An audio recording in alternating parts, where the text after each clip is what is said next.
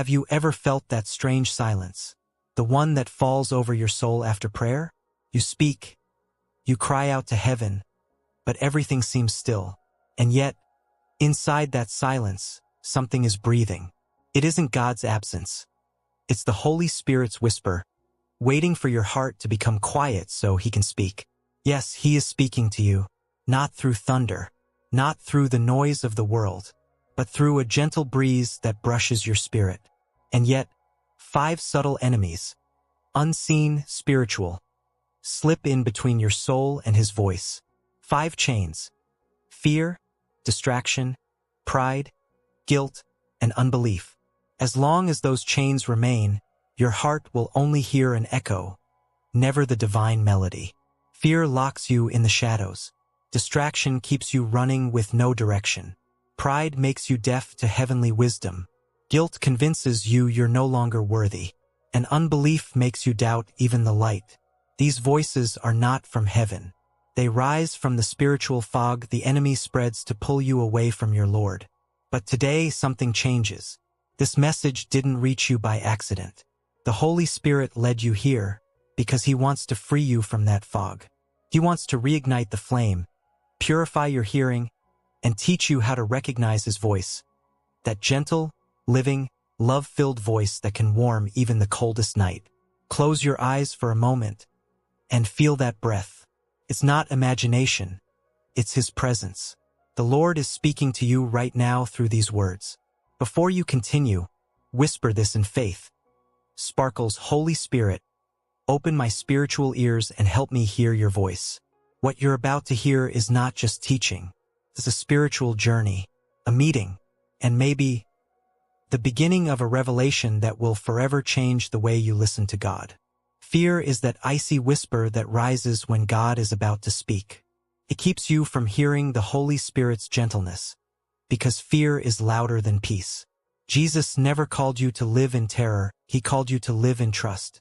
And the moment you say, "Thank you, Lord," even while trembling, you begin breaking an invisible chain.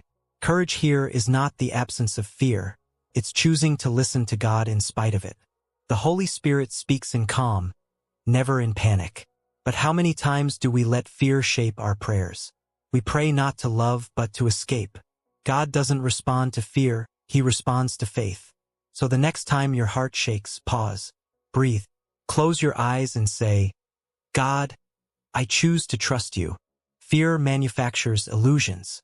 It makes you believe you are alone, that God forgot you. But remember Moses at the Red Sea. He trembled. Yet God said, "Move forward." When fear rises, it is often proof that the Holy Spirit is about to do something great. Fear often appears right before blessing. Some wait for years for God's answer, not because God is silent, but because their hearts are too agitated to perceive His response. God's voice isn't found in the thunder of your thoughts. It's found in the gentle breeze of His presence. Learn to become quiet so you can hear. Light a candle. Pray at night. Let your soul settle into His inner peace. There are 2 voices inside you, the voice of fear and the voice of the Holy Spirit. The first says, "What if?" The second says, "Have faith." Unbelief makes fear loud. But when you meditate on the Word, recite a psalm, or whisper, "Thank you, Jesus," the inner noise begins to calm. Faith speaks softly, but it echoes deeply. Look at the disciples in the storm. Jesus slept while they screamed. Why? Because He knew faith keeps the boat afloat. Fear makes you forget that God controls the wind. If you want to hear the Holy Spirit, stop talking to your fear and start talking to your Lord. Many pray without receiving, not because God won't answer, but because their hearts are too restless to notice the answer. Try this.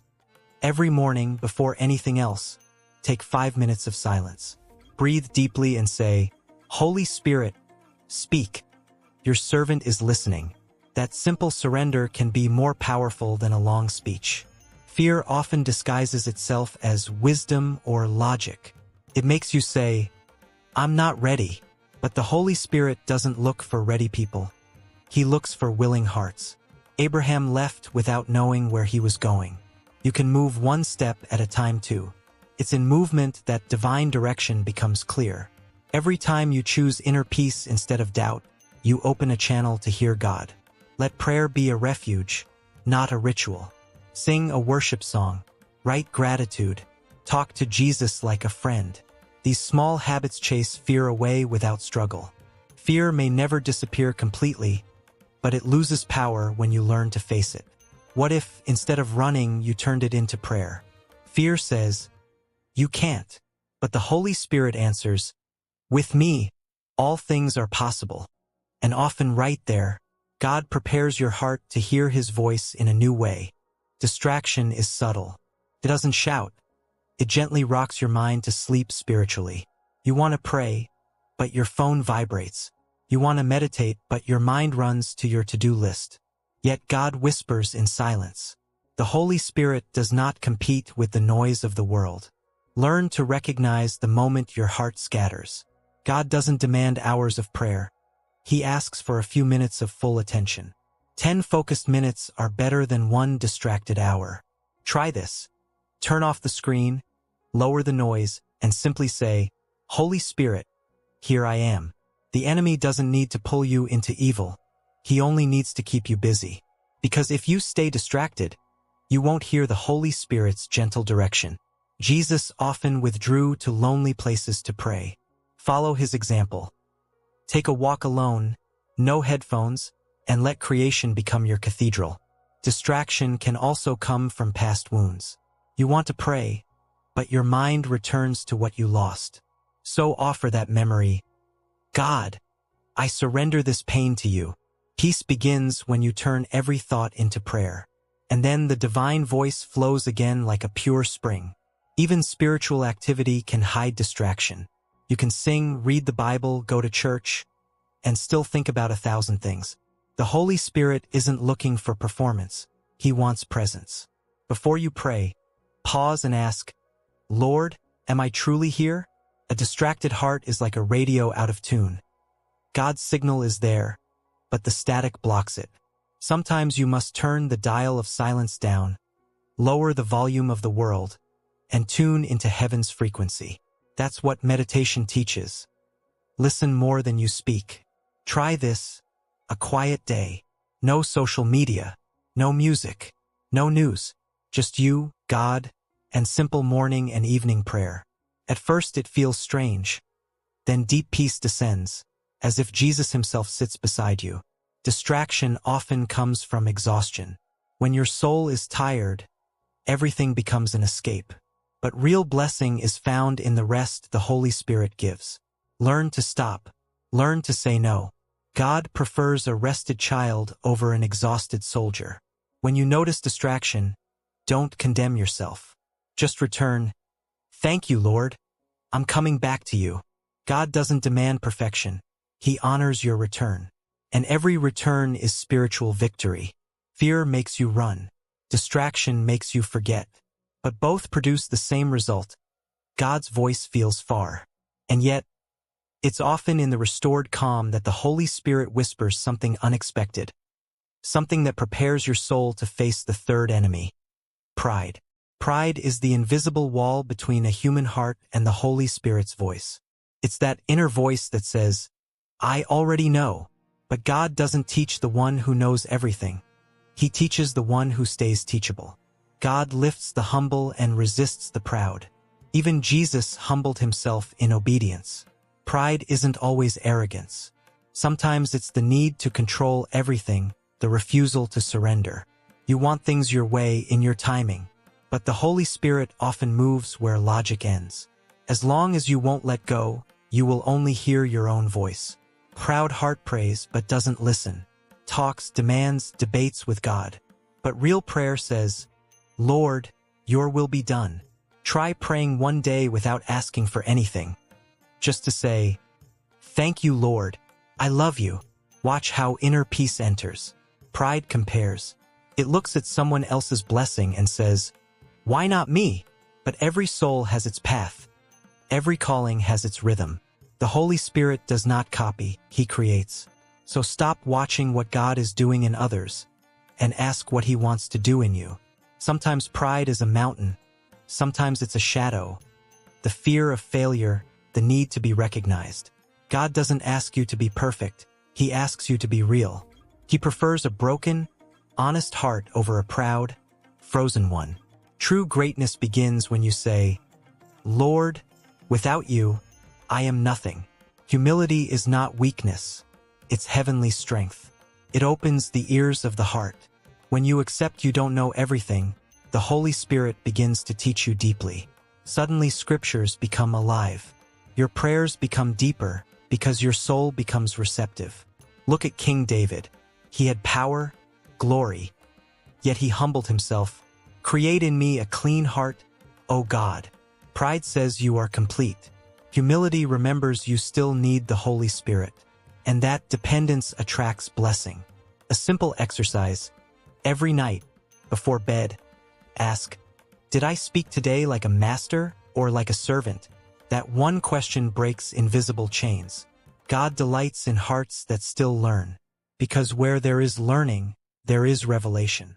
Pride makes you deaf, to wisdom, to correction, and sometimes even to God speaking through people. If someone corrects you with love, receive it with gratitude. The Holy Spirit often uses human voices to protect you. And when you recognize that you walk in wisdom, fear blocks your hearing, distraction pulls you away, pride closes your ears, but the Holy Spirit keeps knocking gently on your heart. He waits for you to open, and when you do, He will help you face the fourth enemy, guilt. Guilt is a cold shadow that settles in a believer's heart. It whispers that God rejected you, but Jesus already erased it all at the cross. There is now no condemnation for those in Christ Jesus. Romans 8 verse 1. God looks at you with compassion, not anger. When you fall, He doesn't turn away, He reaches for you. The Holy Spirit is not a harsh judge, He is a faithful comforter. Guilt turns memories into prisons, but God calls you out of that invisible cell. If you refuse to leave your past, you ignore the open door the Holy Spirit has placed before you. Never confuse guilt's voice with the Holy Spirit's voice. One crushes, the other heals. One accuses, the other restores. The Holy Spirit does not remind you of your failures. He reminds you of your calling.